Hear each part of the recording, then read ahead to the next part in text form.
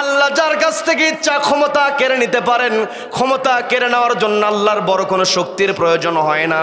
এর প্রমাণ হলো ওই লেডু আবু জেহেল যখন এই বাংলার জমিনে মানুষের উপরে নির্যাতন করেছে, রব্বুল আলামিন কোনো শক্তিশালী বাহিনীকে সামনের কাতারে দেন নাই, বড় কোনো দলকে আল্লাহ সামনের কাতারে দিলেন না। সামনের কাতারে নিরস্ত্র ছাত্র জনতাকে আল্লাহ এমন করে সেট করে দিলেন, ওই লেডি ফেরাউন পালাতে বাধ্য হয়েছে। কথা বলেন। তার মানে এর দ্বারা আমাকে আপনাকে বুঝতে হবে যে যত বড় ক্ষমতাধর হোক না কেন, ওই ক্ষমতা কখনো টেকসই হবে না, কারণ সকল ক্ষমতার উৎস একজন, তিনি কে? আল্লাহ হলেন সবকিছুর উৎস। সেই আল্লাহকে আমার আপনার ভয় করতে হবে, সেই আল্লাহর গোলামি আমাকে আপনাকে করতে হবে। এই পৃথিবীতে আল্লাহ রাব্বুল আলামিন আমাকে আপনাকে পাঠিয়েছেন। আল্লাহ তো ফেরেশতাদেরকে বললেন, ইন্নী জাইলুন ফিল আরদি খলিফা, আমি পৃথিবীতে আমার প্রতিনিধি প্রেরণ করতে যাই। এই জায়গাতে আল্লাহ তো নাস শব্দ ব্যবহার করেন নাই, আল্লাহ এই জায়গায় আদম সন্তান শব্দ ব্যবহার করেন না, আল্লাহ ব্যবহার করেছেন খলিফা। তার মানে এই পৃথিবীতে আমার আপনার দায়িত্ব হলো খেলাফতের দায়িত্ব পালন করতে হবে। কি কথা বলেন? আমি আপনি একা একা ইবাদত করব, নামাজ পড়লাম, রোজা রাখলাম, হজ করলাম, যাকাত দিলাম, মানুষকে ভালো কথা বললাম, আমি আপনি একা একা ইবাদত করলাম। এই একাকী ইবাদত করার মধ্যে কখনো ইসলাম পূর্ণতা লাভ করবে না। যদি একাকী ইবাদত করার মধ্যে ইসলাম পূর্ণতা লাভ করত, নবীজিকে মক্কা থেকে মদিনায় হিজরত করতে হতো না। কথা বলেন ঠিক কিনা? ওই পাপিষ্ঠ ইয়াজিদ কি করেছিল? ইমাম হোসাইনকে বলেছিল, ওর লোকবলদেরকে দিয়ে বলেছিল, হোসাইন তুমি যেখানেই থাকো তোমাকে সর্বোচ্চ সুবিধা দেওয়া হবে, তুমি ইবাদত করো, তোমার সব কিছু তোমার সামনে দিয়ে দেওয়া হবে, তবে তোমার কাছে আবদার হলো তুমি ইয়াজিদের বিরুদ্ধে কোনো কথা বলবা না। ইমাম হোসাইন বলেছে, এই পৃথিবীতে এসেছি আল্লাহ যেইভাবে গোলামি করতে বলেছেন সেইভাবেই গোলামি করব, একাকে ইবাদত করব না, সবাইকে নিয়ে ইবাদত করব না। আল্লাহু আকবার। যদি একাকে ইবাদত করার নাম ইসলাম হতো, ইমাম হোসাইন ওই কারবালার প্রান্তরে তার কল্লা দিতেন না। কথা বলেন ঠিক কিনা? এই জন্য আমাকে আপনাকে বুঝতে হবে আসলে ইবাদতটা কেমন করে করব। শুধুমাত্র ব্যক্তিগত জীবনে ইবাদত সীমাবদ্ধ রাখার কোনো সুযোগ নাই। আমাকে আপনাকে ব্যক্তিগত জীবন, পারিবারিক জীবন, সামাজিক জীবন, রাষ্ট্রীয় জীবন, আন্তর্জাতিক অঙ্গন, প্রত্যেকটা জায়গায় ইসলাম মানতে হবে। কি কথা বলেন? আল্লাহ বলছেন, আমি আমার আলোচনার সূচনায় পবিত্র কোরআনের 3 নম্বর সূরা আল ইমরানের 110 নম্বর আয়াতে কারিমা তেলাওয়াত করেছিলাম। যে আয়াত আল্লাহ বলছেন, কুনতুম খায়রা উম্মাতিন উখরিজাত লিন-নাসি تأمرون بالمعروف وتنهون عن المنكر وتؤمنون بالله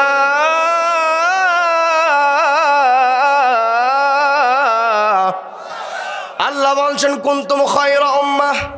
আউযু বিল্লাহি মিনাশ শাইতানির রাজীম। বিসমিল্লাহির রাহমানির রাহিম।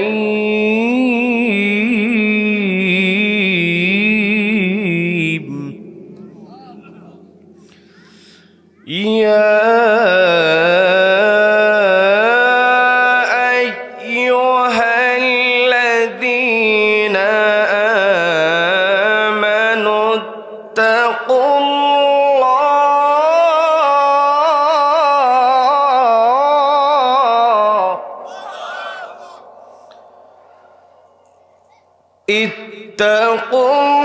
ইত্তাকুল্লাহ ওয়ালতানজুর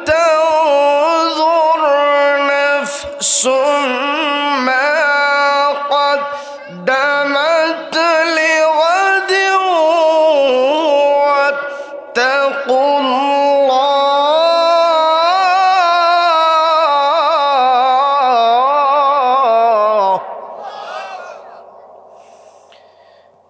إن الله خبير بما تعملون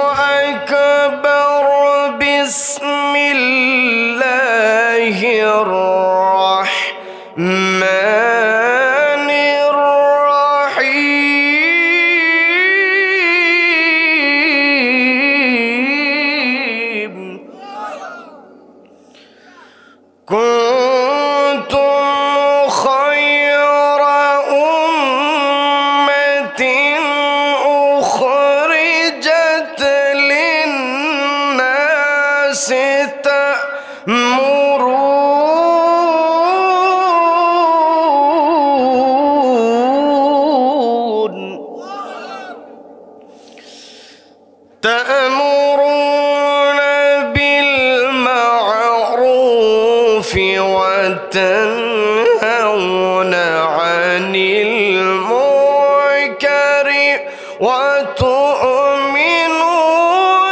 بالله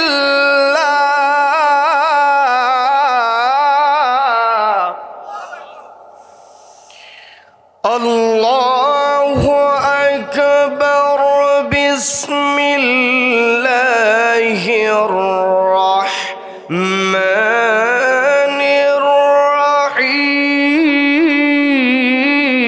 الرحيم إن الله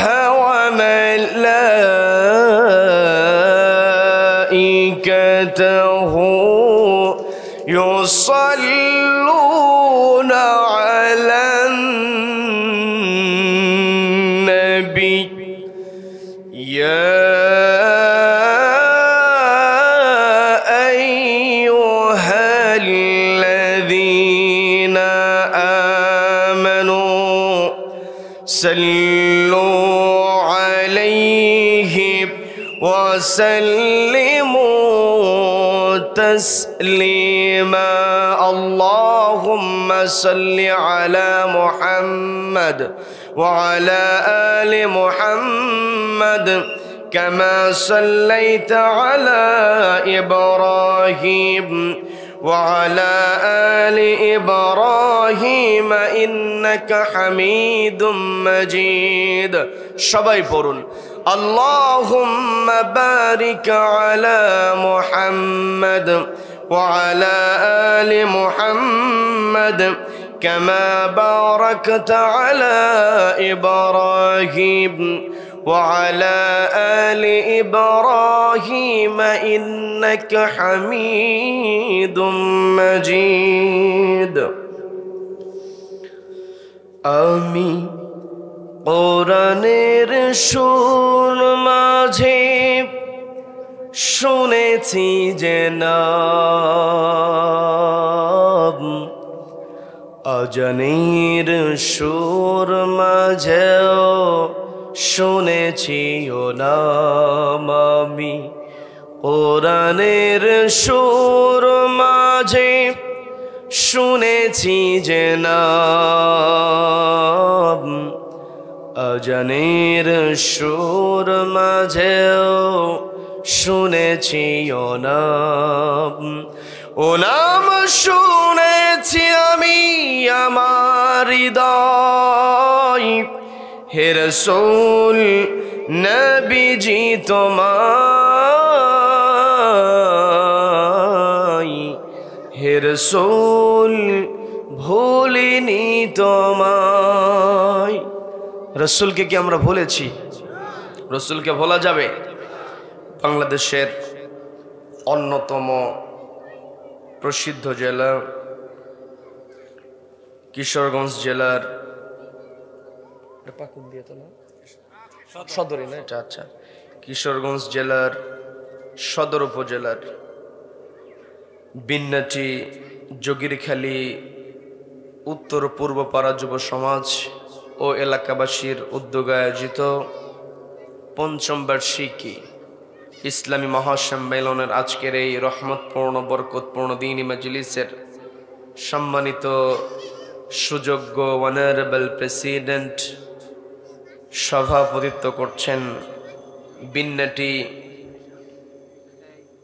বাজার বাইতুল জান্নাত জামে মসজিদের সম্মানিত সুযোগ্য খতিব শ্রদ্ধাভাজন আলেম দ্বীন হযরত মাওলানা মুহাম্মদ আজহারুল ইসলাম সাহেব আমার পূর্বে গুরুত্বপূর্ণ আলোচনা রেখেছেন বিশিষ্ট ইসলামী চিন্তাবিদ আলেম দ্বীন শ্রদ্ধাভাজন হযরত মাওলানা মুহাম্মদ মুফতি সাইদুর রহমান সাহেব সহ আমন্ত্রিত উলামায়ে কেরাম।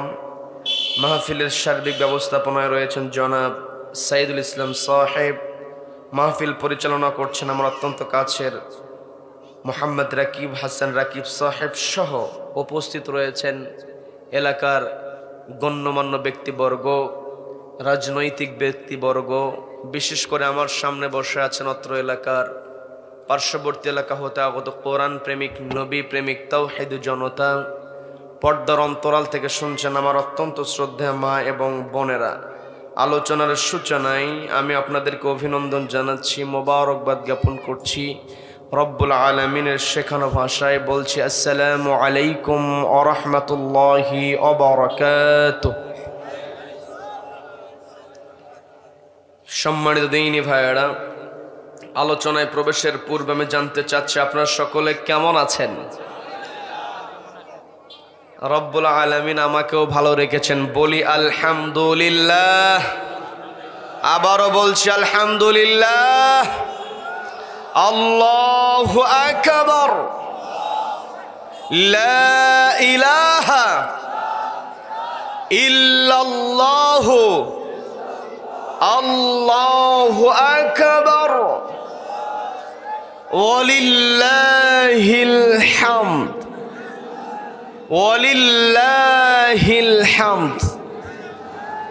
আমরা কৃতজ্ঞতা আদায় করলাম কার? জীবনের প্রত্যেকটা ক্ষেত্রে একজনের প্রশংসা হবে, তিনি কে? আমাকে আপনাকে সৃষ্টি করেছেন কে? Allah is the creator of all creations. যত সৃষ্টি আছে সব সৃষ্টি আল্লাহ করেছেন। কাজেই এই পৃথিবীতে যদি প্রশংসা করতে হয়, প্রশংসা কেবল আল্লাহর হবে। আল্লাহ ব্যতীত অন্য কেউ প্রশংসিত হতে পারে। none can be praised, only Allah will be praised। সবাই চিৎকার দিয়ে বলেন আল্লাহু আকবার, আল্লাহু আকবার। এই যে আমরা আল্লাহু আকবার বলে আল্লাহর বরত্বের ঘোষণা দিলাম, আল্লাহু আকবার স্লোগান দিলাম, এই আল্লাহু আকবার স্লোগানের সঙ্গে আমার আপনার সম্পর্ক আছে না নাই? সম্মানিত দিনী ভাইরা, এই আল্লাহু আকবার স্লোগানের সঙ্গে আমার আপনার সম্পর্কটা কেমন একটু বোঝার চেষ্টা করবেন। এই পৃথিবীতে আমি আপনি যেই দিন আগমন করেছি, মায়ের পেট থেকে যেই দিন ভূমিষ্ঠ হয়েছি, সেই দিন আমরা সবাই ছিলাম পরিবারে নতুন অতিথি। কি কথা বলেন? একটা সন্তান যখন মায়ের পেট থেকে পৃথিবীতে আগমন করে, ওই সন্তান শুধুমাত্র ওই পরিবারের জন্য নতুন অতিথি নয়, গোটা দুনিয়াতে ওই নবজাতককে অতিথি হিসেবে প্রেরণ করলেন কে? কোথাও কোনো অতিথির আগমন ঘটলে সেই অতিথিকে স্বাগত জানাতে হয়, ওয়েলকাম করতে হয়। কি কথা বলেন? যদি অতিথিকে স্বাগত না জানানো হয়, ওয়েলকাম না করা হয়, অতিথি মন খারাপ করে। আর আল্লাহ যে অতিথিকে দুনিয়াতে পাঠালেন, ওই সদ্যজাত নবজাতক যখন পৃথিবীতে আগমন করলো, তাকে কেমন করে স্বাগত জানাতে হবে শিখিয়ে দিয়েছেন কে? স্বাগত জানানোর সিস্টেমটা হলো, ডান কানে আযান দিতে হবে, বাম কানে ইকামত দিতে হবে। কি কথা বলেন? যখন ডান কানে আযান দেওয়া হয়, বাম কানে ইকামত দেওয়া হয়, ওই শিশুর কর্ণকুহরে আল্লাহু আকবার স্লোগান প্রবেশ করে কি করে না? আবার নির্দিষ্ট হায়াত নিয়ে আমি আপনি পৃথিবীতে এসেছি। যতদিন আমি আপনি বেঁচে থাকব, ততদিন আমার আপনার সম্মান আছে। আমি আপনি যত বড় চেয়ারের মালিক হই না কেন, যত বড় প্রভাবশালী ব্যক্তি আমি আপনি হই না কেন, যত ধনাঢ্য ব্যক্তি আমি আপনি হই না কেন, যেই দিন আমার আপনার দেহ থেকে প্রাণটা বের হয়ে যাবে, মালাকুল মাউত যখন দেহের মধ্যে থেকে রুহটাকে বের করে নেবে, পৃথিবীর কোন মানুষ আমাকে আপনাকে আর মাটির উপরে রাখতে চাইবে না। সবার চিন্তা হলো মাটির নিচে পুঁতে ফেলা। কি কথা বলেন? আমাকে আপনাকে মাটির নিচে রাখবে, কবরে শুইয়ে দেবে, আমাকে আপনাকে কাফন পরানো হবে, আমাকে আপনাকে ওই কবরের মধ্যে দাফন করে দেওয়া হবে। ওই কবরে যখন কোন লাশটাকে নামানো হয়, লাশটা কবরে নামানোর পূর্বে গোসল করানোর পরে লাশটাকে সামনে রেখে দিয়ে জীবিত মানুষের দায়িত্ব হলো একটা দোয়ার নামাজ আদায় করা। সবাইকে বলতে হবে সেই নামাজের নাম কি? সবাই বলেন সেই নামাজের নাম কি? এই জানাজার নামাজের মধ্যে 4 বার আল্লাহু আকবার স্লোগান আছে না নাই? তার মানে আমি আপনি যেই দিন পৃথিবীতে আগমন করেছি, আমাকে আপনাকে স্বাগত জানানোর স্লোগান দিয়ে, আবার যেই দিন আমি আপনি পৃথিবী ছেড়ে চলে যাব, সেই দিন আমাকে আপনাকে বিদায় দেওয়া হবে আল্লাহু আকবার স্লোগান দিয়ে। এর দ্বারা বোঝা যায় যতদিন আমি আপনি বেঁচে থাকবো, আমার আপনার একটাই স্লোগান হবে, নারায়ে তাকবীর। এই আল্লাহু আকবার স্লোগানকে সামনে রেখে আমাকে আপনাকে চলতে হবে। আমি আপনি যখন আল্লাহু আকবার স্লোগানকে সামনে রেখে চলবো, তখন আমাকে আপনাকে একটা কিতাব মেনে চলতে হবে, সবাইকে বলতে হবে সেই কিতাবের নাম কি? সবাইকে বলতে হবে কিতাবের নাম কি? এই আল কোরআনের মধ্যে আল্লাহ রাব্বুল আলামিন এমন কোন বিষয় নাই যেটা তুলে ধরেন নাই। তিবিয়ানান লিকুল্লি শাই, কোরআনটা হলো the complete code of life.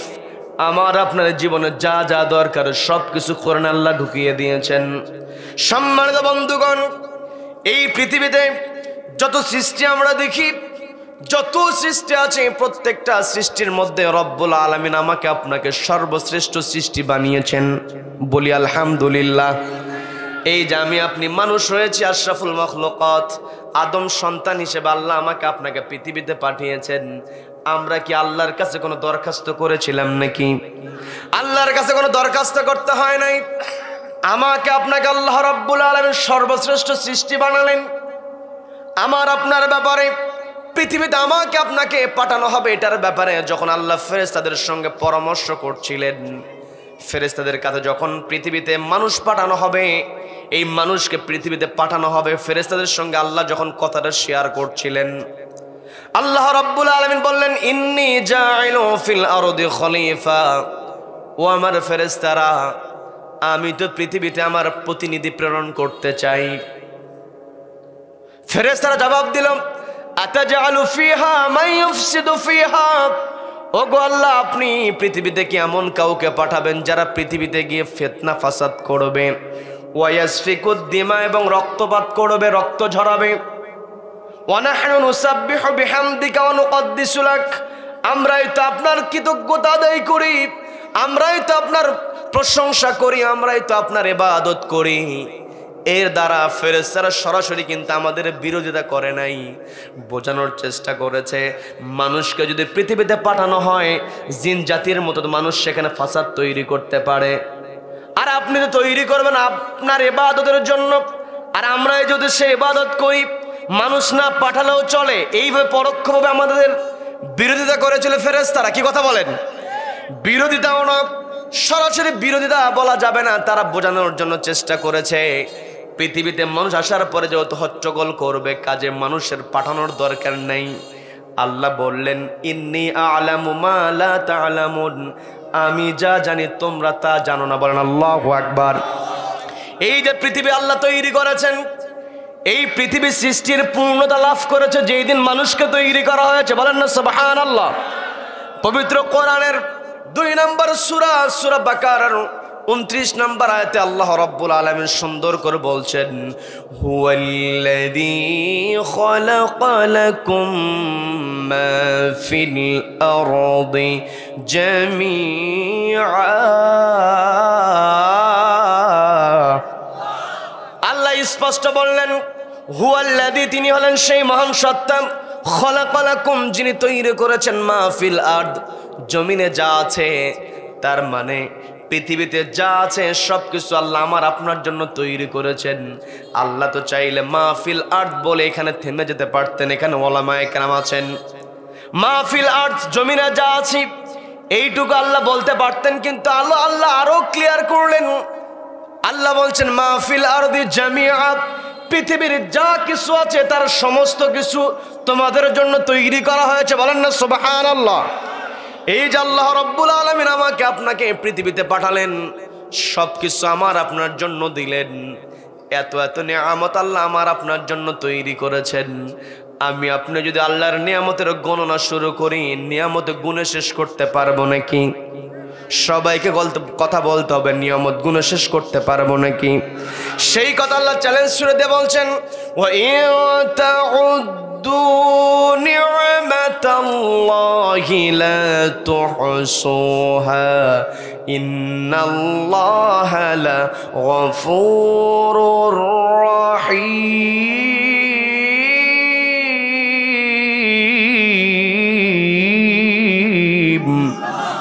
আল্লাহ বলছেন, ওয়া ইন তাউদ্দু নি'মাতাল্লাহ, ও আমার বান্দারা, তোমরা যদি আমার নিয়ামতের গণনা শুরু করে দাও, লা তুহসুহা, তোমরা কখনো হিসাব মেলাতে পারবে না।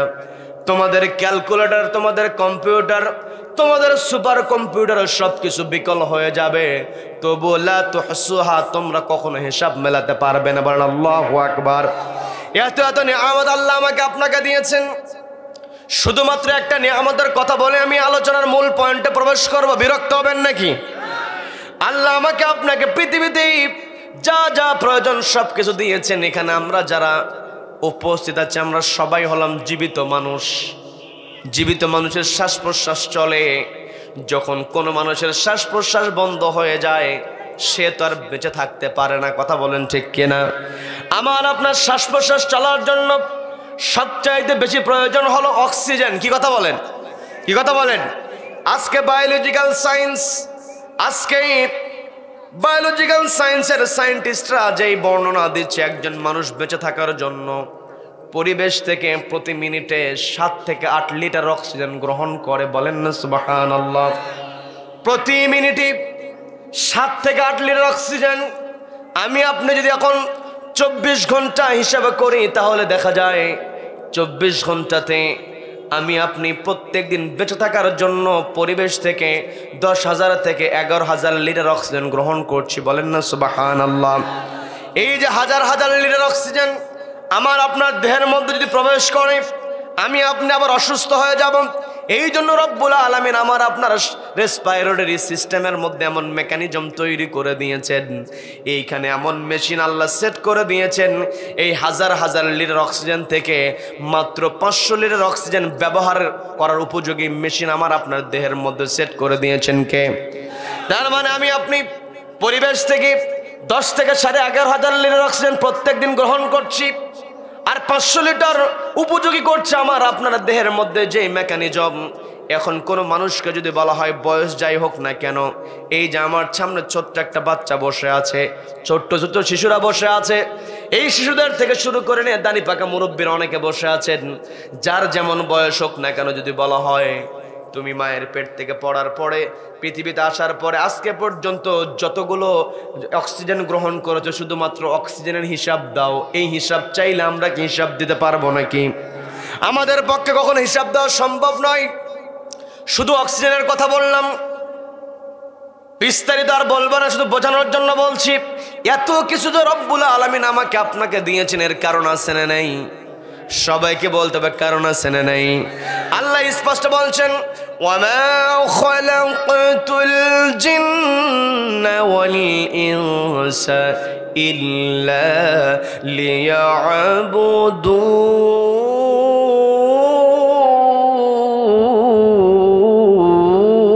লিয়াবুদুন। আল্লাহ বলছেন আমার বান্দারা তোমরা শুনে রেখে দাও, আমি মানুষ এবং জিন জাতিকে কেবলমাত্র তৈরি করেছি আমার দাসত্ব করার জন্য, আমার গোলামি করার জন্য। তার মানে 24 ঘন্টার প্রতিটা মুহূর্তে আমাকে আপনাকে ইবাদত করতে হবে। কার? 1 সেকেন্ড 1 মুহূর্তে ইবাদতের বাইরে থাকার কোনো উপায় নাই। এখন অনেকে প্রশ্ন করতে পারে, এখন অনেকের ভিতরে প্রশ্ন আসতে পারে ঘুমের মধ্যে নিজের কাপড়েরই ঠিক থাকে না, কেমন করে ইবাদত করব? প্রশ্ন করার লোক আছে না নাই? ঘুমের মধ্যে যখন আমরা চলে যাই কোনো খবর আমাদের থাকে না, তবে যেই ব্যক্তি ঘুমানোর পূর্বে আল্লাহকে স্মরণ করতে পারবে, ঘুম থেকে জাগ্রত হয়ে আল্লাহর কৃতজ্ঞতা করতে পারবে, যেই ব্যক্তি এশার নামাজ আদায় করবে, ফজরের নামাজ আদায় করবে, সারা রাত ঘুমের মধ্যে থাকবে, রব্বুল আলামিন তার ঘুমটাকে ইবাদত বানিয়ে দেন। বলেন না সুবহানাল্লাহ। তার মানে আমার আপনার সবসময় আল্লাহর ইবাদতের মধ্যে থাকতে হবে। এই দুনিয়াতে আমার আপনার পরিচয় হতে পারে, আমি প্রধানমন্ত্রী হতে পারে, আপনি রাষ্ট্রপতি হতে পারেন, আমি এমপি হতে পারে, মন্ত্রী হতে পারে, পৃথিবীর সবচাইতে ধনাঢ্য ব্যক্তি আমি আপনি হতে পারি, সবচাইতে মেধাবী ব্যক্তি আমি আপনি হতে পারি। যত পরিচয় আমার আপনার থাকুক না কেন এই পৃথিবীতে আমার আপনার সবার আগে পরিচয় হলো আমরা কার গোলাম? সবাইকে বলতে হবে কার গোলাম? এই পৃথিবীতে আমাকে আপনাকে পাঠানো হয়েছে আল্লাহর গোলামি করার জন্য। এই পৃথিবীর সর্বশ্রেষ্ঠ সৃষ্টি হলেন রাহমাতুল লিল আলামিন নবী করিম সাল্লাল্লাহু আলাইহি ওয়াসাল্লাম। নবীজির চাইতে সর্বশ্রেষ্ঠ কোন সৃষ্টি আছে নাকি? সবাইকে বলতে পারছে নাকি? নবীজি হলেন সর্বশ্রেষ্ঠ রাসূল, সর্বশ্রেষ্ঠ নবী। আমার আপনার নবী হলেন নবীদেরও নবী। বলেন আল্লাহু আকবার। নবীজির পরিচয় আমি আপনি শাহাদাতের মধ্যে আমি বলে থাকি, আপনি বলে থাকেন ওয়া আশহাদু আন্না মুহাম্মাদান আবদুহু ওয়া রাসূলুহু। ও আমার কিশোরগঞ্জের ভাইয়েরা কথাগুলো বোঝার চেষ্টা করবেন। নবীজির পরিচয় আল্লাহ চাইলে মুহাম্মাদুর রাসূলুহু ওয়া আবদুহু বলতে পারতেন। নবীজির রাসূল পরিচয়টা আল্লাহকে তুলে ধরলেন না, আল্লাহ বললেন মুহাম্মাদান আবদুহু ওয়া রাসূলুহু। আগে হলেন নবীজি কার গোলাম? আগে আল্লাহর গোলাম, তারপরে নবীজি হলেন রাসূল। কি কথা বলেন? তার মানে এই পৃথিবীতে আমার আপনার যত পরিচয় থাকুক না কেন, আমার আপনার পরিচয় হবে আমি আপনি কতটুকু আল্লাহর গোলাম হতে পেরেছি। কথা বলেন। আমি আপনি যদি আল্লাহর গোলাম হতে চাই, আমি আপনি কত বড় আল্লাহর গোলাম হতে পেরেছি, এটা পরীক্ষা হবে, এটার মানদণ্ড হবে আমি আপনি কতটুকু আল্লাহকে ভয় করি। কি কথা বলেন? কি কথা বলেন? যেই ব্যক্তি আল্লাহকে যত বেশি ভয় করবে সে তত বড় আল্লাহর গোলাম হতে পারবে। কি কথা বলেন? সম্মানিত দিনী ভাইরা, আমি আমার আলোচনার সূচনায় পবিত্র কোরআনের 59 নম্বর সূরা হাশরের 18 নম্বর আয়াতে কারিমা তেলাওয়াত করেছি। এর সঙ্গে সূরা আলে ইমরানের 110 নম্বর আয়াতের প্রথম দিকের অংশ তেলাওয়াত করেছি। দুইটা আয়াতকে সমন্বয় করে কিছু কথা রব্বুল আলামিন আমাকে আমল করার নিয়তে বলার এবং আপনাদেরকে শোনার তৌফিক দান করুন। বলেন আমিন, বলেন আমিন। আল্লাহ রব্বুল আলামিন সূরা হাশর 18 নম্বর আয়াতে বলছেন, ইয়া আইয়ুহাল্লাযীনা আমানু اتقوا الله ولتنظر نفس ما قدمت لغد واتقوا الله إن الله خبير بما تعملون।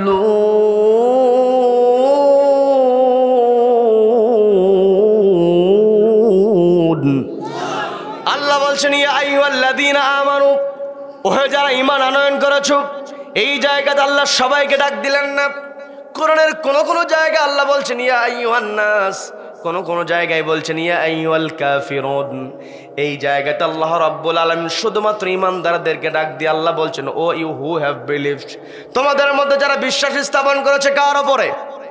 সবাইকে বলতে হবে কার উপরে?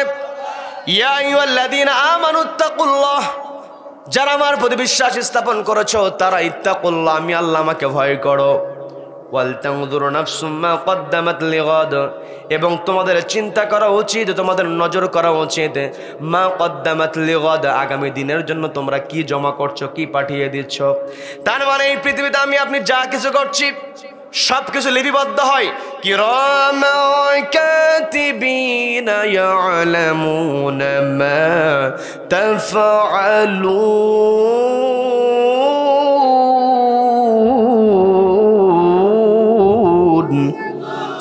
আমার আপনার কাদের উপরে ফেরেশতারা সবকিছু লিপিবদ্ধ করছি। এই জন্য আল্লাহ বলছেন আমার বান্দারা, তুমি এই পৃথিবীতে যা কিছু করো না কেন, মা ইয়ালফিযু মিন কাওলিন ইল্লা লাদাইহি রাকীবুন আতীদ, এমন কোন শব্দ নাই, এমন কোন লফজ নাই যে লফজটা আমি আপনি উচ্চারণ করলে সেটা লিখিত হবে না। বলেন আল্লাহু আকবার। যখন কোন বান্দা আল্লাহকে ভয় করবে তার পক্ষে অন্যায় থেকে বেঁচে থাকা সম্ভব হবে। কি কথা বলেন? যখন আমি আপনি আল্লাহকে ভয় করব, আল্লাহকে আমি আপনি যখন ক্ষমতাধর মনে করতে পারবো, সকল কিছুর কর্তৃত্ব আল্লাহর হাতে, আল্লাহ সব কিছু করতে পারেন, আমাকে আপনাকে আল্লাহ ক্ষণিকের জন্য সব কিছু দেবেন, আবার মুহূর্তের মধ্যে আল্লাহ কেড়ে নিতে পারে কি পারে না? পারে কি পারে না? এই চেয়ারে অনেকে বসে যায়, চেয়ারে বসার পর চেয়ার ছাড়তে চায় না, মনে করে মরণ পর্যন্ত চেয়ার আমার। কি কথা বলেন? কি কথা বলেন? আজ থেকে কয়েক বছর পূর্বে আমি আপনাদের এলাকায় এসেছিলাম, তখন মাহফিলটাকে বাস্তবায়নের জন্য এখানে যাওয়া লেগেছে, ওখানে যাওয়া লেগেছে, এখানে আমার ভাইয়েরা উপস্থিত হয়েছে। অনেক ভাইয়েরা আশা থাকার পর আমার সঙ্গে দেখা করতে পারে নাই। কি কথা বলেন? কি কথা বলেন? চেয়ারে যারা বসা ছিল তারা মনে করেছিল সবকিছু আমাদের। কি কথা বলেন? কি কথা বলেন? কিন্তু এই পৃথিবীতে কর্তৃত্ব সবকিছু একমাত্র আল্লাহর। কি কথা বলেন? আল্লাহ রাব্বুল আলামিন সেই কথাটাই পবিত্র কোরআনের 3 নম্বর সূরা আলে ইমরানের 26 নম্বর আয়াত আল্লাহ বলছেন, ওগো নবী আপনি বলুন, কুলিল্লাহুম্মা মালিকাল মুলকি তুতিল মুলকা মান তাশাউ ওয়া তানজিউল মুলকা মিম্মান তাশাউ ওয়া তুইজ্জু মান তাশাউ ওয়া তুযিল্লু মান তাশাউ বিয়াদিকাল খায়র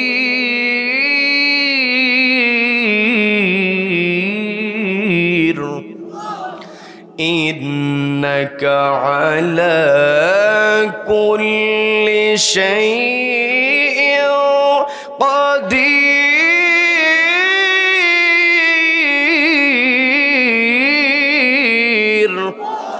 আল্লাহ বলছেন, নবী আপনি বলুন, কুলিল্লাহুম্মা মালিকাল মুলক, ওগো আল্লাহ আপনি হলেন রাজত্বের মালিক। তুতিল মুলকা মান তাশা, আপনি যাকে ইচ্ছা রাজত্ব দিতে পারেন। ওয়া তানজিউল মুলকা মিম্মান তাশা, এবং যার কাছ থেকে ইচ্ছা আপনি ক্ষমতা কেড়ে নিতে পারেন। এতে কোনো সন্দেহ আছে নাকি? ওয়া তুইজ্জু মান তাশা ওয়া তুযিল্লু মান তাশা, ওগো আল্লাহ আপনি যাকে ইচ্ছা ইজ্জত দিতে পারেন। ওয়া তুযিল্লু মান তাশা, আপনি যাকে ইচ্ছা বেইজ্জতি করতে পারেন। বিয়াদিকাল খায়র, সমস্ত কল্যাণ একজনের হাতে, তিনি কে? আল্লাহ রাব্বুল আলামিন। এই পৃথিবীতে যারা জুলুম করে, এই পৃথিবীতে যারা জালিম হয়, ক্ষমতার চেয়ারে বসার পরে যারা ক্ষমতাটাকে নিজের মনে করে নেয়, মানুষের উপরে জুলুম করে, ওই সমস্ত ক্ষমতাধরদেরকে চেয়ার থেকে নামায়া দিতে আল্লাহর কিন্তু বড় কোনো শক্তির প্রয়োজন হয় না। কথা বলেন ঠিক কিনা?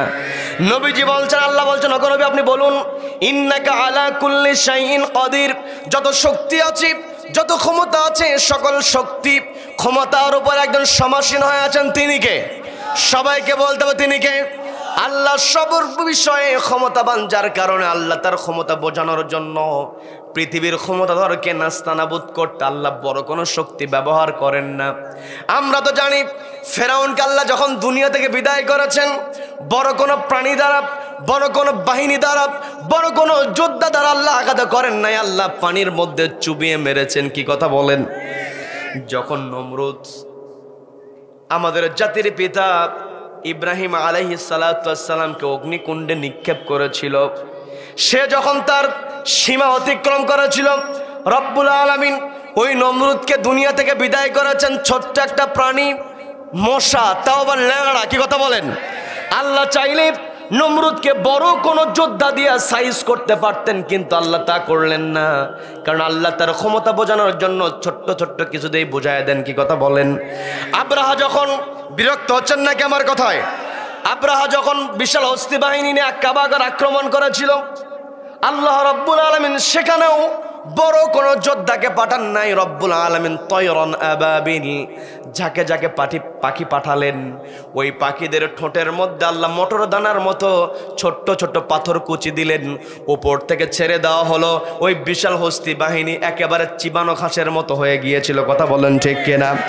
যেই আবু জাহেল এই কোরআনের জন্য নবীজিকে সবচাইতে বেশি কষ্ট দিয়েছে, ওই আবু জাহেল ছিল সবচেয়ে বড় নেতা। ও তো শুধু নেতা ছিল না, নেতারও নেতা ছিল। কি কথা বলেন? যে আবু জাহেল ছিলেন নেতাদেরও নেতা, ওই আবু জাহেলকে রব্বুল আলামিন চাইলে বদরের প্রান্তরে বড় কোনো যোদ্ধা দিয়ে সাইজ করতে পারতেন। বদরের প্রান্তের বড় বড় মুজাহিদকে দিয়ে আল্লাহ শায়েস্তা করতে পারতেন, কিন্তু আল্লাহ তা করলেন না। নেতারও নেতা আবু জাহেলকে আল্লাহ সাইজ করেছিলেন ছোট্ট ছোট্ট দুইজন বালক, মুআজ এবং মুআওয়াজের দ্বারা। কথা বলেন ঠিক কিনা? এর দ্বারা বোঝা যায়, যখন কেউ জুলুম করে, অত্যাচার করে, ওই জালিমকে চেয়ার থেকে নামানোর জন্য আল্লাহর বড় কোনো শক্তির প্রয়োজন হয় না। আমরা তো শুনলাম ফেরাউনের কথা, শুনলাম নমরুদের কথা, শুনলাম আব্রাহার কথা, শুনলাম আবু জাহেলের কথা শুনলাম। এগুলো তো আমাদের কাছে ইতিহাস। কি কথা বলেন? এগুলো আমরা শুনেছি, আমরা দেখি নাই। সর্বশেষ এই বাংলাদেশে 2024 সালে যে ইতিহাসটা রচিত হয়েছে, আমরা দেখেছি এই বাংলার জমিনে যে লেডি ফেরাউন ছিল, সে তার চেয়ারটাকে পাকাপোক্ত করার জন্য প্রত্যেকটা জায়গায় নিজের পছন্দের লোকদেরকে বসায়া দিয়েছিল। কথা বলেন ঠিক কিনা? চাকরিতে প্রমোশন দিবে, 14 গোষ্ঠীর প্রোফাইল ঘেটেছে। কি কথা বলেন? প্রত্যেকটা জায়গায় জায়গায় নিজের লোককে সেট করেছিল, কিন্তু আল্লাহ বলছেন ওয়াতানজিউল মুলকা মিম্মান তাশা, আল্লাহ যার কাছ থেকে ইচ্ছা ক্ষমতা কেড়ে নিতে পারেন। ক্ষমতা কেড়ে নেওয়ার জন্য আল্লাহর বড় কোনো শক্তির প্রয়োজন হয় না। এর প্রমাণ হলো ওই লেডু আবু জেহেল যখন এই বাংলার জমিনে মানুষের উপরে নির্যাতন করেছে, রব্বুল আলামিন কোন শক্তিশালী বাহিনীকে সামনের কাতারে দেন নাই, বড় কোন দলকে আল্লাহ সামনের কাতারে দিলেন না। সামনের কাতারে নিরস্ত্র ছাত্র জনতাকে আল্লাহ এমন করে সেট করে দিলেন, ওই লেডি ফেরাউন পালাতে বাধ্য হয়েছে। কথা বলেন। তার মানে এর দ্বারা আমাকে আপনাকে বুঝতে হবে যে যত বড় ক্ষমতাধর হোক না কেন, ওই ক্ষমতা কখনো টেকসই হবে না, কারণ সকল ক্ষমতার উৎস একজন, তিনি কে? আল্লাহ হলেন সবকিছুর উৎস। সেই আল্লাহকে আমার আপনার ভয় করতে হবে, সেই আল্লাহর গোলামি আমাকে আপনাকে করতে হবে। এই পৃথিবীতে আল্লাহ রাব্বুল আলামিন আমাকে আপনাকে পাঠিয়েছেন। আল্লাহ তো ফেরেশতাদেরকে বললেন ইন্নী জাইলুন ফিল আরদি খলিফা, আমি পৃথিবীতে আমার প্রতিনিধি প্রেরণ করতে যাই। এই জায়গাতে আল্লাহ তো নাস শব্দ ব্যবহার করেন নাই, আল্লাহ এই জায়গায় আদম সন্তান শব্দ ব্যবহার করেন না, আল্লাহ ব্যবহার করেছেন খলিফা। তার মানে এই পৃথিবীতে আমার আপনার দায়িত্ব হলো খেলাফতের দায়িত্ব পালন করতে হবে। কি কথা বলেন? আমি আপনি একা একা ইবাদত করব, নামাজ পড়লাম, রোজা রাখলাম, হজ করলাম, যাকাত দিলাম, মানুষকে ভালো কথা বললাম, আমি আপনি একা একা ইবাদত করলাম। এই একাকী ইবাদত করার মধ্যে কখনো ইসলাম পূর্ণতা লাভ করবে না। যদি একাকী ইবাদত করার মধ্যে ইসলাম পূর্ণতা লাভ করত, নবীজিকে মক্কা থেকে মদিনায় হিজরত করতে হতো না। কথা বলেন ঠিক কিনা? ওই পাপিষ্ঠ ইয়াজিদ কি করেছিল? ইমাম হোসাইনকে বলেছিল, ওর লোকবলদেরকে দিয়ে বলেছিল, হোসাইন তুমি যেখানেই থাকো তোমাকে সর্বোচ্চ সুবিধা দেওয়া হবে, তুমি ইবাদত করো, তোমার সবকিছু তোমার সামনে দিয়ে দেওয়া হবে, তবে তোমার কাছে আবদার হলো তুমি ইয়াজিদের বিরুদ্ধে কোনো কথা বলবা না। ইমাম হোসাইন বলেছে এই পৃথিবীতে এসেছি আল্লাহ যেইভাবে গোলামি করতে বলেছেন সেইভাবেই গোলামি করব, একাকে ইবাদত করব না, সবাইকে নিয়ে ইবাদত করব না। আল্লাহু আকবার।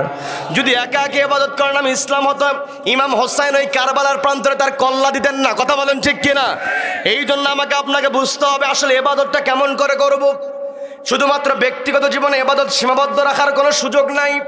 আমাকে আপনাকে ব্যক্তিগত জীবন, পারিবারিক জীবন, সামাজিক জীবন, রাষ্ট্রীয় জীবন, আন্তর্জাতিক অঙ্গন প্রত্যেকটা জায়গায় ইসলাম মানতে হবে। কি কথা বলেন? আল্লাহ বলছেন, আমি আমার আলোচনার সূচনায় পবিত্র কোরআনের 3 নম্বর সূরা সূরা আল ইমরানের 110 নম্বর আয়াতে কারিমা তেলাওয়াত করেছিলাম, যে আয়াত আল্লাহ বলছেন কুনতুম খায়রা উম্মাতিন উখরিজাত লিন-নাসি تأمرون بالمعروف وتنهون عن المنكر وتؤمنون بالله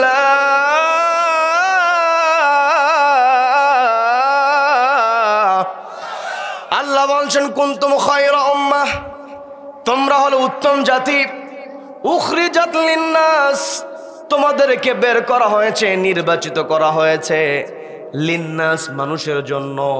তার মানে এই পৃথিবীতে আমার আপনার কাজ করতে হবে মানুষের তরে, মানুষের জন্য। কি কথা বলেন? মানুষের জন্য আমার আপনার কাজ করতে হবে। আর এই কাজের ধরনটা হবে 1 নাম্বার, আল্লাহ বলেন তা'মুরুনা বিল মা'রুফ, তোমরা সৎ কাজের আদেশ দেবে, ওয়া তানহাউনা আনিল মুনকার, অসৎ কাজে বাধা প্রদান করবে। কি কথা বলেন? তার মানে আমি আপনি যদি এই পৃথিবীতে খেলাফতের দায়িত্ব পালন করতে চাই, তাহলে আমাকে আপনাকে সৎ কাজের আদেশ দিতে হবে। এই জায়গাতে আল্লাহ কিন্তু বলেন নাই তোমরা সৎ কাজ করো, তা বলেন নাই। আল্লাহ বললেন তোমরা সৎ কাজের আদেশ দাও। আর আমি আপনি যদি সৎ কাজের আদেশ দিতে চাই, যেই কাজের আদেশ দিব সেই কাজ যদি নিজে না করি, মানুষ মানবে নাকি? এই জায়গায় আল্লাহ 2টা কথাই ঢুকিয়ে দিয়েছেন, তা'মুরুনা বিল মা'রুফ, তোমরা সৎ কাজের আদেশ দেবে, ওয়া তানহাউনা আনিল মুনকার, নিজেরা অসৎ কাজ থেকে দূরে থাকবে। আবার চোখের সামনে যখন অন্যায় কাজ দেখবে, ওয়া তানহাউনা আনিল মুনকার, মানুষদেরকে অন্যায় কাজ থেকে দূরে সরিয়ে রাখবে। এটার নামই হলো ইসলাম। কি কথা বলেন? আমার আপনার দায়িত্ব হলো আল্লাহর জমিন, আল্লাহর বিধান কায়েমের জন্য আমাকে আপনাকে কথা বলতে হবে। কি কথা বলেন? আর আমি আপনি আল্লাহর জমিন, আল্লাহর বিধান যদি কায়েম করি, তাহলে আমার ভিতরে যে বৈশিষ্ট্য থাকবে, আমি 2 বছর আগে এসে আপনাদেরকে বৈশিষ্ট্যগুলো শুনিয়েছিলাম, বিস্তারিত সেই দিকে যাব না। সেই দিন একটা বৈশিষ্ট্যের কথা বলেছিলাম, ওয়ালা রব্বিহিম ইয়াতাওয়াক্কালুন, তাওয়াক্কুল করতে হবে কার উপরে? যখন আমি আপনি আল্লাহর জমিন, আল্লাহর বিধান কায়েম করতে যাব, সৎ কাজের আদেশ দিতে যাব, অসৎ কাজে বাধা প্রদান করতে যাব, তখন আমার আপনার উপরে বিপদ আসতে পারে। ওই বিপদে ভেঙে পড়া যাবে না, আল্লাহর উপর তাওয়াক্কুল করতে হবে। সম্মানিত বন্ধুগণ, আমি একটা আয়াতের মধ্যে দিয়ে ব্যাখ্যা করতে করতে এদিকে চলেছি, সেটা হলো আল্লাহ যাকে ইচ্ছা ওয়াতুযিল্লু মান তাশা, আল্লাহ যাকে ইচ্ছা সম্মানিত করতে পারেন, যাকে ইচ্ছা বেইজ্জতি করতে পারেন। কথা বলেন ঠিক কিনা? এই যে বাংলাদেশি যে লেডি ফেরাউন পালিয়ে গিয়েছে, এই লেডি ফেরাউন বলেছিল, 2 জন মানুষের কথা বলেছিল পদ্মা সেতুর উপর থেকে টুক করে ফেলে দেবে। 1 নম্বরে বলেছিল ডক্টর ইউনূসের কথা, আর একজনের কথা বলেছিল সাবেক প্রধানমন্ত্রী খালেদা জিয়ার কথা। কথা বলেন ঠিক কিনা? আজকে সে অপমান করেছিল, টিটকারি করেছিল, আজকে তার সম্মান কোথায়? কি কথা বলেন? খালেদা জিয়ার সম্মান ঠিকই আছে, কি কথা বলেন? ডক্টর ইউনূস, এমন সময় ডক্টর ইউনূস এসেছে, মানুষ বিপদে পড়লে তো দোয়া ইউনূস পড়ে, আর হাসিনার বিপদে দোয়া ইউনূস পড়বে, সেখানেও ইউনূস। কি কথা বলেন? তার মানে আল্লাহ যদি কাউকে সম্মান দিতে চান, কার কেমন চরিত্র, কে কেমন, আমি সেই দিকে যাব না। আমি কারো ব্যক্তিগত কথা বলছি, শুধু বোঝানোর জন্য বলছি। কার আমল কেমন হতে পারে, খালেদা জিয়ার আমল কেমন, সেই দিকে আমি যাব না। ডক্টর ইউনূসের আমল কেমন, সেই দিকে আমি যাব না। শুধু বোঝানোর চেষ্টা করেছি, সেটা হলো ওই লেডি ফেরাউন চেয়েছিল অপমান করতে, কিন্তু আল্লাহ সেখানে সম্মানিত করেছেন। কি কথা বলেন? আবার এই বাংলার জমিনে যিনি সবচাইতে বেশি তাফসীর করেছেন, যার তাফসীরের মধ্যে সব কিছু ছিল, তিনি যখন কোরআন থেকে কথা বলতেন, যখন তিনি সাধারণ মানুষের সামনে কথা বলতেন, আমি আপনি গ্রামের মধ্যে লক্ষ্য করে দেখেছি, মাইকের মধ্যে আইসক্রিম বিক্রি করে, এলাকার মধ্যে থেকে পুরাতন মালামালগুলো টুকিয়ে নিয়ে আসে ফেরিওয়ালারা। তাদের কাছে যে বক্স থাকে, ওই বক্সের মধ্যে শহীদ আল্লামা হোসেন সাঈদীর ওয়াজ আছে না নাই? তার ওয়াজ ছিল এমন, তিনি যখন ওয়াজ করতেন, একজন কৃষক মানুষ, তার জন্য কেমন ওয়াজ দরকার তিনি তা করেছেন। একজন বিজ্ঞানী, তার সামনে বিজ্ঞান থেকে কেমন করে আলোচনা করতে হবে। আমি তো সায়েন্সের ছাত্র ছিলাম, আমি দেখেছি কিছু কিছু ক্ষেত্রে আমাদের কোরআনের পাখি অ্যাস্ট্রোনমি নিয়ে তিনি যখন মহাকাশ নিয়ে কথা বলেছেন, বায়োলজিক্যাল সায়েন্স নিয়ে, হিউম্যান স্ট্রাকচার নিয়ে যখন তিনি কথা বলেছেন, আমি অবাক হয়েছি। একজন মানুষ সায়েন্সে পড়ে যতটা না বুঝেছে, তিনি তার চাইতে ভালোভাবে বুঝেছেন। কথা বলেন ঠিক কিনা? কোরআন থেকে তিনি তাফসীর করেছেন, বিজ্ঞান নিয়ে কথা বলেছেন। আবার রাষ্ট্র কেমন করে পরিচালিত হবে, সমাজে একজন সচিব, সমাজে একজন বড় অফিসার কেমন করে চলবে, তাকে কেমন করে চলতে হবে, সেই কথাও তিনি ওয়াজের মধ্যে বলেছেন। কথা বলেন ঠিক কিনা? তিনি যখন তা'মুরুনা বিল মা'রুফ, সৎ কাজের আদেশ দিয়েছেন, ওয়া তানহাউনা আনিল মুনকার, অসৎ কাজের বিরুদ্ধে যখন বলিষ্ঠ কথা বলেছেন, ওই বাতিল শক্তি সহ্য করতে পারে নাই। কথা বলেন। দীর্ঘ 13টা বছর তাকে বন্দী অবস্থায় রেখে দেওয়া হলো। এই 13টা বছর তিনি বন্দী অবস্থায় ছিলেন। তার বয়স ছিল 83 বছর বয়স। এই জায়গায় আমরা এতগুলো মানুষ, 83 বছর মানুষ খুঁজে পাওয়া যাবে না, পাইলেও 2 থেকে 4টা, সর্বোচ্চ 5 জন। কি কথা বলেন? কি কথা বলেন? 83 বছর বয়সে মানুষ এমনিতে দুর্বল হয়ে যায়, চেহারার মধ্যে কষ্টের ছাপ দেখা যায়, কিন্তু আমাদের কোরআনের পাখি ওয়ালা রব্বিহিম ইয়াতাওয়াক্কালুন, আল্লাহর উপর তাওয়াক্কুল করেছিলেন বলেই দীর্ঘ 13টা বছর বন্দী অবস্থায় রেখে দেওয়া হয়েছে। সর্বশেষ যেই দিন তাকে হত্যা করা হলো, হত্যার পূর্বের দিনে কারাগার থেকে যখন অ্যাম্বুলেন্সে করে নিয়ে যাওয়া হয়েছে, ওই হসপিটালে নামানো হয়েছে। অ্যাম্বুলেন্স থেকে তিনি হসপিটালে নামলেন। নামার পরে উপস্থিত যারা ছিল তাদেরকে সবাইকে লক্ষ্য করে সালাম দিলেন। সালাম দেওয়ার পরে সবার দিকে তাকিয়ে তিনি যে হাসির সিলিকটা দিয়েছেন, তারা চেহারার মধ্যে যে হাসির ঝলকানি তিনি চমকিয়ে দিয়েছেন, কিয়ামত পর্যন্ত এই পৃথিবীতে যারা কোরআনের কথা বলবে, কোরআনের কথা শুনবে, তাদের জন্য সাঈদী সাহেবের হাসিটাই হলো অনুপ্রেরণা। কথা বলেন ঠিক কিনা? সম্মানিত ভাইরা, এই কোরআনের সঙ্গে তাদের সম্পর্ক আছে, তাদের সম্মান আছে। কি কথা বলেন? কোরআনের পাকে আল্লামা সাঈদী রহমাতুল্লাহ আলাইহি তার ছেলেকে দেখা করতে দেয় নাই, বাবার সঙ্গে যোগাযোগ করতে দেয় নাই।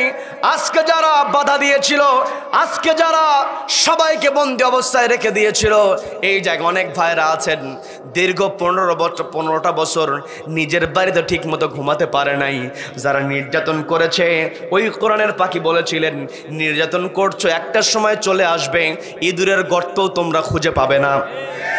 তার মানে এই পৃথিবীতে তারাই থাকবে যারা ভয় করবে কাকে? সবাইকে বলতে ভয় করবে কাকে? আল্লাহকে ভয় করে। আমার আপনার দায়িত্ব তা'মুরুনা বিল মা'রুফ, সৎ কাজের আদেশ দিতে হবে।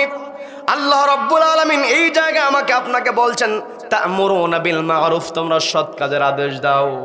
আবার অন্যত্র আল্লাহ রাব্বুল আলামিন পবিত্র কোরআনের 16 নম্বর সূরা নাহলের 90 নম্বর আয়াত আল্লাহ নিজেই অর্ডার দিয়ে বলছেন ইন্নাল্লাহা ইয়া'মুরু বিল আদলি ওয়াল ইহসান ওয়া ইতা'i যিল কুরবা ওয়া ইয়ানহা আনিল মুনকার। আল্লাহ রাব্বুল আলামিন স্পষ্ট করে দিলেন, আল্লাহ বললেন ইন্নাল্লাহা ইয়া'মুরু বিল আদল, নিশ্চয় রব্বুল আলামিন তোমাদেরকে আদালত কায়েমের অর্ডার দেন।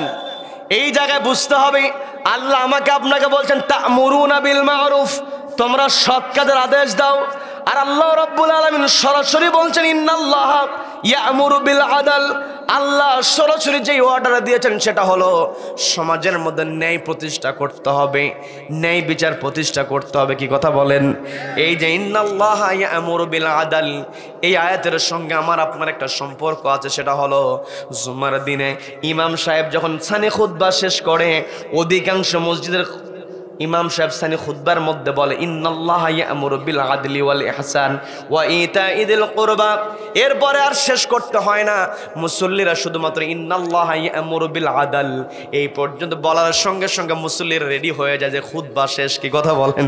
কি কথা বলেন? সবার মোটামুটি ঠটস্থ হয়ে গিয়েছে। অবশ্যই এটা ভালো দিক, কিন্তু মুসল্লিদেরকে নামাজের জন্য দাঁড়ানোর জন্য আল্লাহ এই আয়াতটা দেন নাই। আল্লাহ আমাকে আপনাকে অর্ডার দিয়ে বলছেন ইন্নাল্লাহা ইয়া'মুরু বিল আদল, নিশ্চয় রব্বুল আলামিন তোমাদেরকে অর্ডার দিচ্ছেন তোমরা আদালত কায়েম করো। যখন সমাজের মধ্যে ন্যায় বিচার প্রতিষ্ঠা হয়ে যাবে, যেই সমাজে ন্যায় বিচার আছে ওই সমাজের মধ্যে সৎ কাজের আদেশ দেওয়া সহজ। কি কথা বলেন?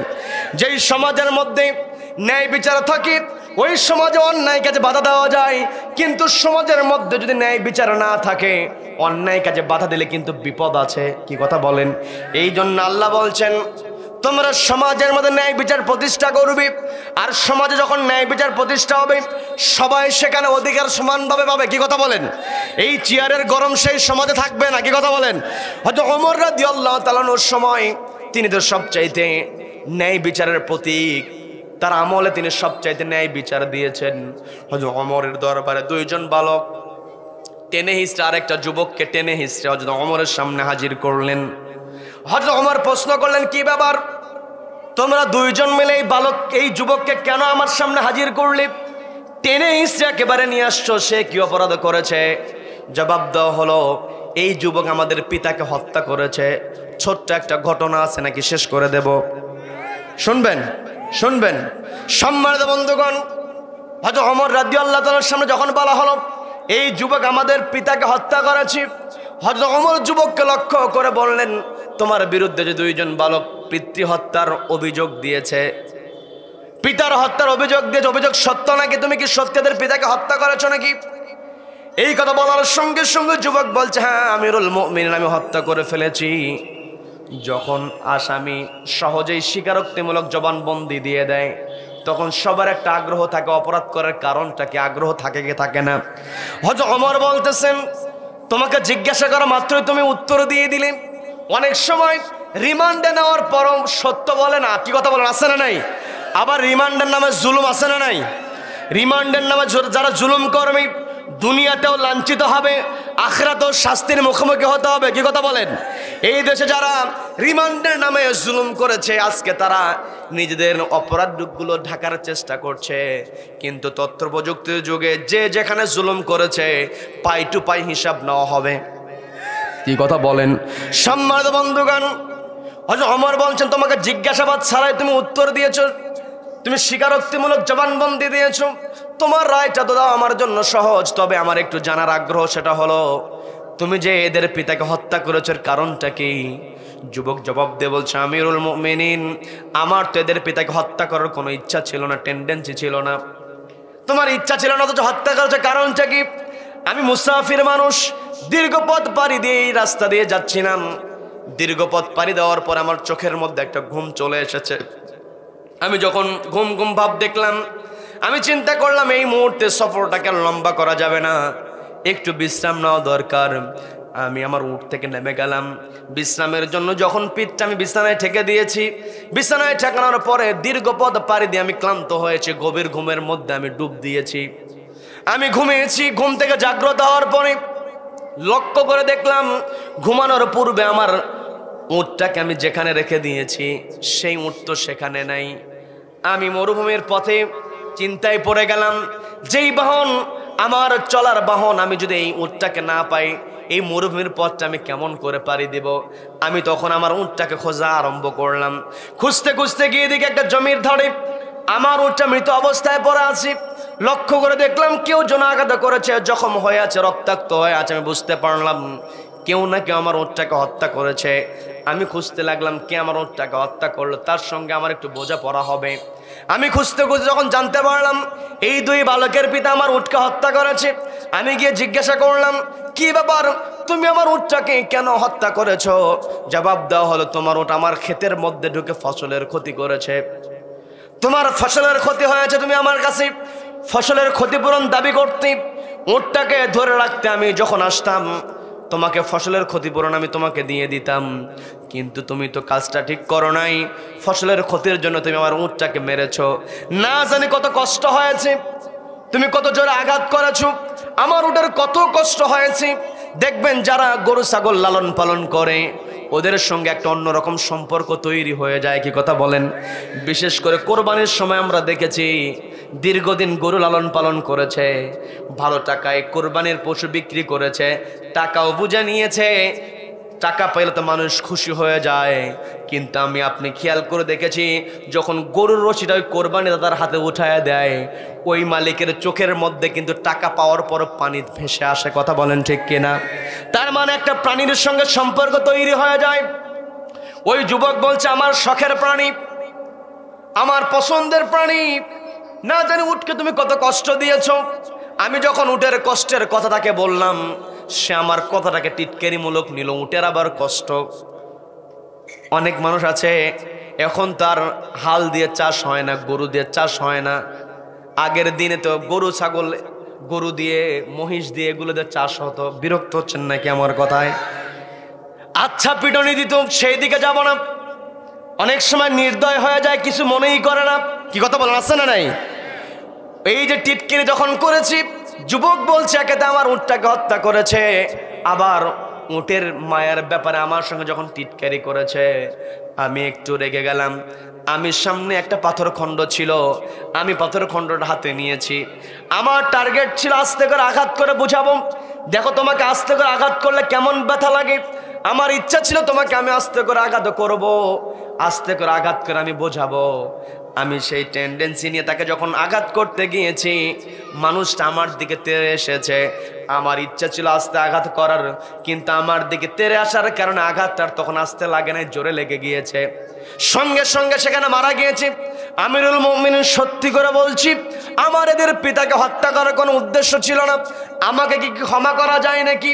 আমার মনের অবস্থা আল্লাহ জানে। হযরত ওমর বলছেন তুমি আমার কাছে ক্ষমা চেয়ে কোনো লাভ হবে না, তোমার ক্ষমা চাইতে হবে এই দুই বালকের কাছে।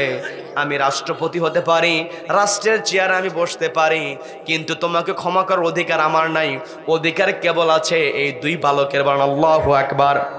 অথচ আমরা অনেক সময় আমাদের রাষ্ট্রপতির দিকে তাকিয়ে দেখেছি নিজের দলের সন্ত্রাসীকে প্রাণ ভিক্ষা দিয়েছে, কি কথা বলেন? এই যে সবকিছুর বিচার একদিন করবেন একজন, তিনি কে? সবাইকে বলতে হবে তিনি কে? হয়তো ওমর রাদিয়াল্লাহু তাআলা বললেন তুমি এই দুই বালকের কাছে ক্ষমা চেয়ে যদি তুমি নিজেকে পরিত্রাণ করতে পারো আমার কোনো আপত্তি নাই। ওই যুবক দুই বালককে বলছে ভাই তুমি তো সবই শুনেছ, আমাকে ক্ষমা করো। ওই দুই বালক বলছে আমাদের পিতাকে তুমি কষ্ট দিয়েছ, উটকে কষ্ট দিয়ে তোমার মায়া হয়, আর আমাদের পিতাকে তুমি হত্যা করেছো। তুমি যদি আমাদের কাছে উট হত্যার জন্য যদি আমাদের কাছে ক্ষতিপূরণ দাবি করতে আমরা দিতে পারতাম, কিন্তু তুমি তো তা করলে না, উটের পরিবর্তে মানুষকে হত্যা করেছো, তোমাকে কোনো ক্ষমা করা যাবে না। হযরত ওমরকে লক্ষ্য করে দুইজন বালক বলছে পিতা হত্যা হয়েছে, হত্যার বদলে হত্যা কোরআনের মধ্যে বিধান দিয়েছেন কে? সবাইকে বলতে বিধান দিয়েছেন কে? এই কোরআনটা হলো নীতির কিতাব, কি কথা বলেন? এই কোরআনের মধ্যে নীতি আছে না নাই? এই পৃথিবীতে কোরআনের চাইতে সর্বশ্রেষ্ঠ নীতি আর হতে পারে নাকি? আমি আপনি যখন লক্ষ্য করে দেখেছি, কোন হাঁসকে যদি আমরা সবচাইতে বড় হাঁসকে আমরা বলি রাজহাঁস, কি কথা বলেন? কি কথা বলেন? যখন কোনো বড় বিল্ডিং দেখি, কোনো বড় বিল্ডিং যত আমাদের চোখের সামনে পড়ে যায়, যেই প্রাসাদটা সবচাইতে বড়, যেই প্রাসাদের মধ্যে রাজা থাকে, সর্বশ্রেষ্ঠ মানুষ থাকে, ওই প্রাসাদকে আমরা বলি রাজপ্রাসাদ। কি কথা বলেন? রাজপ্রাসাদ যারা তৈরি করে এদেরকে বলি আমরা রাজমিস্ত্রি। কি কথা বলেন? কি কথা বলেন? রাজা যেই চেয়ারে বসে, শ্রেষ্ঠ চেয়ার হওয়ার কারণে সেই সিংহাসনকে বলা হয় রাজ সিংহাসন। কি কথা বলেন? হাঁস বড় হলে, শ্রেষ্ঠ হলে হয় রাজহাঁস, প্রাসাদ বড় হলে হয় রাজপ্রাসাদ, মিস্ত্রি বড় হলে হয় রাজমিস্ত্রি, সিংহাসন বড় হলে হয় রাজ সিংহাসন, নীতি বড় হলে সেই নীতি হবে রাজনীতি। কথা বলেন ঠিক কিনা? তার মানে কোরআনের মধ্যে নীতি আছে না নাই? কোরআনের মধ্যে যেই নীতি আছে সেই নীতির চাইতে শ্রেষ্ঠ কোনো নীতি হতে পারে না। কথা বলেন? কোরআনের মধ্যে যেই নীতি আছে সেই নীতি হলো রাজনীতি। কি কথা বলেন? কি কথা বলেন? অনেকে আবার কোরআনের সঙ্গে সম্পর্ক নাই, কোরআনের মধ্যে রাজনীতি খুঁজে পায় না, এমন লোক আছে না নাই? কোরআনটা হলো নীতির কিতাব, সর্বশ্রেষ্ঠ নীতি হলো রাজনীতি। কি কথা বলেন? সম্মানিত দিনী ভাইয়েরা, এই কোরআনের নীতি দিয়ে হযরত ওমর বিচার করেছিলেন বলেই তিনি বলছেন, তুমি তো মানুষ হত্যা করেছ, হত্যার বদলে তোমার হত্যা হবে, তুমি প্রস্তুতি নিয়ে নাও। এই কথা বলার পরে যুবক বলছে, আমিরুল মুমিনিন, আপনি যেহেতু কোরআনের আলোকে আমার ফয়সালা দিয়েছেন, আমার আপত্তি নাই, আমি ফাঁসির মঞ্চে যেতে প্রস্তুত। তবে আমার একটা আবদার আছে, সেটা হলো আমাকে আগামী জুমার দিন পর্যন্ত একটু বাড়িতে যাওয়ার সুযোগ দিতে হবে, প্যারোলে মুক্তি দিতে হবে, প্যারোলে আমাকে মুক্তি দিতে হবে, আমি একটু বাড়িতে যেতে চাই। হযরত ওমর বলছেন, তোমাকে আমি বাড়ি পর্যন্ত যেতে দিতে পারি, তবে তোমার পরিবর্তে একজন জিম্মাদার নিয়োগ করতে হবে। এই কথা বলার পরে যুবক বলছে, আমিরুল মুমিনিন, এই জায়গায় তো আমার পরিচিত কেউ নাই, আমি কাকে জিম্মাদার নিয়োগ করব? হযরত ওমর বললেন, বাড়িতে যাওয়ার পরে পরিবারের লোকজনের সঙ্গে দেখা হলে তুমি তো দুনিয়ার মায়ায় পড়তে পারো, দুনিয়ার মহাব্বতে তুমি নাও হাজির হতে পারো। আর তুমি যদি হাজির না হও, আর এই দুই বালক যদি কিয়ামতের ময়দানে আমার ব্যাপারে আল্লাহর কাছে অভিযোগ করে, আমি ওমর সামনে আগাতে পারবো না। বলেন আল্লাহু আকবার। তাহলে খেয়াল করে দেখতে হবে, রাষ্ট্রীয় চেয়ারে যারা বসবে, সমাজের মধ্যে যারা এতিম হবে, যাদের পিতাকে অবৈধভাবে হত্যা করা হবে, তাদেরও বিচার দিতে হবে। শুধু ক্ষমতার চেয়ারে বসে নিজের বাবার হত্যার বিচার করলে হবে না। কথা বলেন ঠিক কিনা? বরং আমরা দেখেছি বিগত দিনে যারা এই বিরোধী দলে ছিল, বিরোধী মতের যারা ছিল, ওই জালিমের বিরুদ্ধে যারা কথা বলেছে, এদের পিতাকে গুম করে দিয়েছে। কথা বলেন ঠিক কিনা?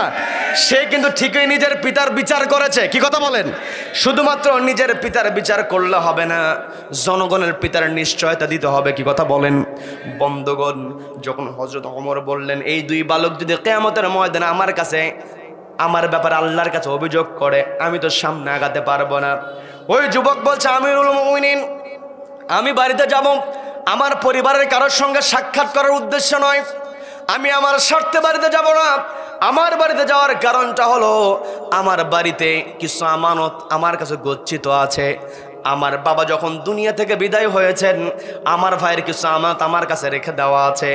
আমি ভাইকে এখন আমানত বুঝিয়ে দেই নাই, কেউ তো জানে না। আমি যদি আমার ভাইকে আমানত বুঝিয়ে না দেই, তাহলে আমি তো আমানতের খেয়ানতকারী হয়ে যাব। আল্লাহু আকবার।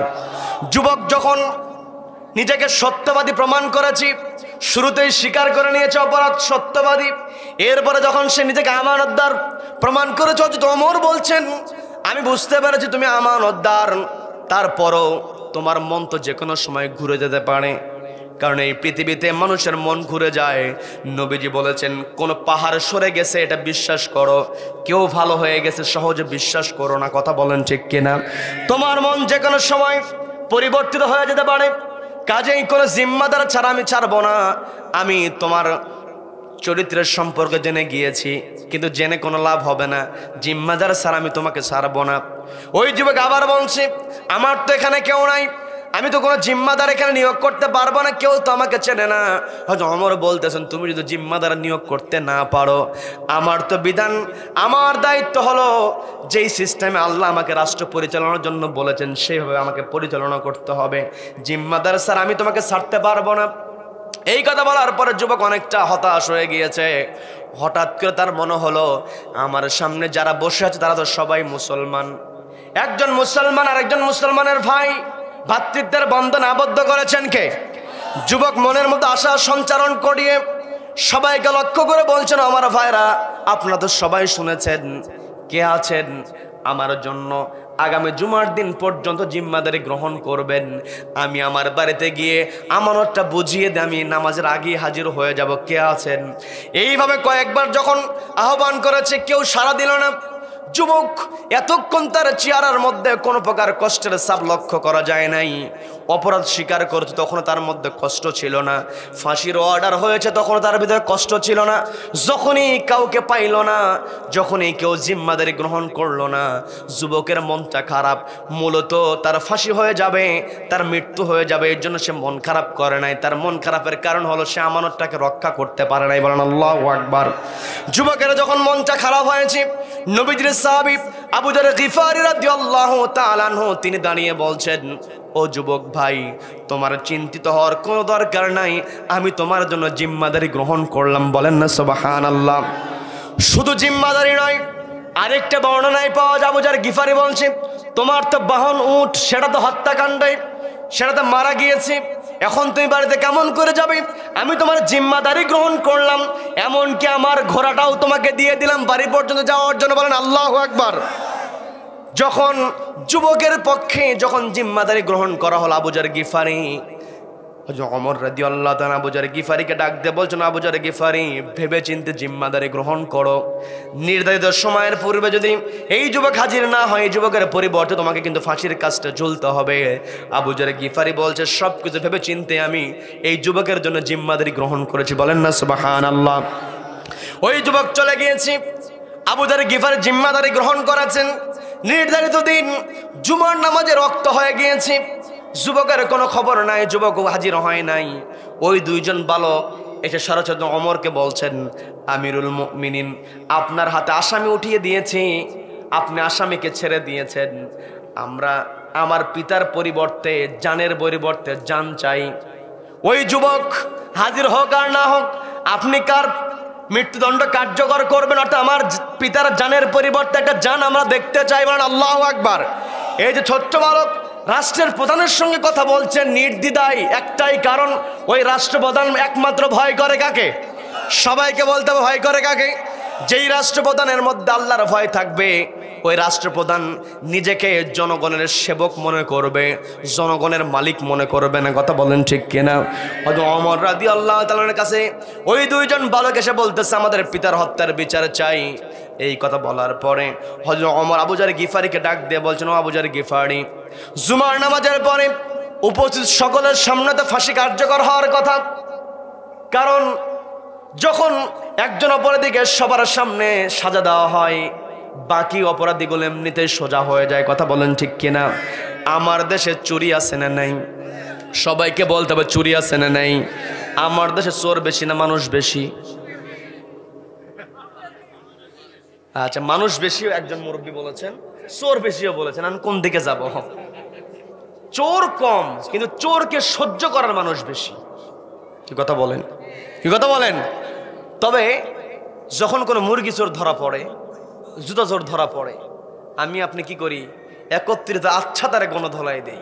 জীবনে কাউকে মারে না, কিন্তু যখন দেখতেছে সবাই এক চোরকে মারতেছে, গরু চোর অথবা মুরগি চোর ধরা পড়েছে, একটা থাপ্পড় মারি তো দেখি। কি কথা বলেন? কি কথা বলেন? মুরগি চুরি করে ধরা পড়েছে, জুতা চুরি করে ধরা পড়েছে, আমি আপনি আচ্ছা তারে গণধলাই দেই। কিন্তু যখন কোনো আসামি, আমার দেশের বড় চোর, চেয়ারে বসে কলমের খোঁচা দিয়া লক্ষ লক্ষ টাকা আত্মসাৎ করে যখন আমার আপনার সামনে ওই বড় চোর হাজির হয়, ওই বড় চোরকে আমরা গণধলাই না দিয়ে উল্টা সালাম দেই। কি কথা বলেন? আজকে আমার দেশে একটা অফিসার, যে অফিসার কলমের খোঁচা দিয়া লক্ষ লক্ষ কোটি টাকা আত্মসাৎ করবে, একটা অফিসারের হাত যদি ফাকাতউ আইদিয়াহুমা, কোরআনের বিধান দিয়ে যদি একটা চোরের হাত যদি ওই হাইকোর্টের সামনে অথবা বাইতুল মুকাররমের সামনে একটা চোরের হাত যদি কেটে দেওয়া হতো, বাকি চোরেরা এমনিতে সোজা হয়ে যেত। আমার দেশে কৃষকেরা জমিতে বেগুন ফলায়, বেগুন বিক্রি করে 20 টাকা কেজি দরে।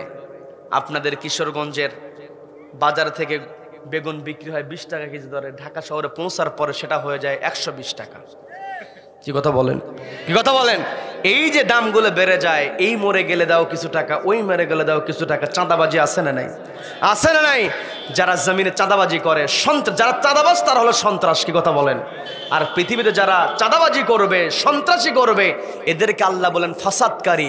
আর জমিনে যারা ফাসাদ করবে, আল্লাহ বিধান দিয়েছে যারা ফাসাদ করবে, সন্ত্রাসী করবে, ডাকাতি করবে, ছিনতাই করবে, এদের এক হাত এক পা বিপরীত ভাবে কেটে দাও। ডান হাত বাম পা,